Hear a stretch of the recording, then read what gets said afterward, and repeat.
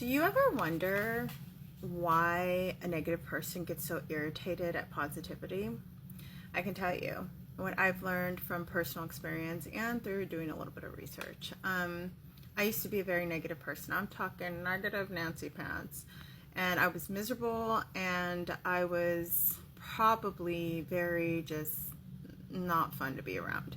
Very insufferable person. So the last 2 years, I've really tried hard to, try to find a positive, a perspective shift view is what I like to call it. And in that, once I started to really take off, the rose-colored glasses of trauma and pain and conditioning, there's something that always has to be taken into consideration. Not all negativity carries malicious intent. That's very important. A lot of negative behaviors and negative thought processes are conditioned behaviors. So imagine growing up and never experiencing any type of positive type mindset or behavior, and even being conditioned or taught that because words don't mean nothing at the end of the day. It's watching, your caretakers, how they treat positivity. It's learning these conditioned behaviors. So lo and behold, you're grown up, you're an adult, you finally get out of this, negative whatever dynamic, and you're in the real world and you experience positivity. It is actually completely an uncomfortable experience because it directly what's the word I'm looking for? Conflicts. It directly conflicts with all these deeply conditioned, rooted belief systems.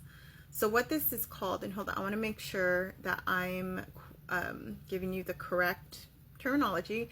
So what this is called is it's a type of cognitive dissonance. Cognitive dissonance occurs when a person experiences discomfort from holding two conflicting beliefs or attitudes. For example, a negative person joining a group focused on positivity, they'll feel internal conflict between their ingrained or conditioned negative beliefs and the positive environment around them. This is why a lot of people can't stand it. Or I used to be that person, like the whole shine your positivity and the negativity will take care of itself and walk itself out. I was that. My negativity had never had or came with malicious intent. It came from a place of conditioning, and this is an excuse for my negative behavior at all. But once I started healing and awakening to this, it was very heartbreaking. I had to truly give myself compassion, because for me, I didn't understand, this is the way it was. I was conditioned to believe that thinking was a threat. So now that I'm, got these rose-colored glasses off, I'm starting to really focus in on what positivity or mindset shift means to me and how to be careful and watch out for it. Because when I first started going into this positivity, I started noticing that it was being kind of used as a weapon, and it had been used as a weapon against me, and I immediately attacked it. My old conditioning was like, aha, see, there is something wrong. But in reality, I was just kind of looking for something. But that's not to say it can't be, it obviously can be used as a weapon. And I think positivity is more so meant to be used as a form of protection and a form of self-love. So I had to be careful in not using it as a weapon. I had a lot of imposter syndrome there at the beginning.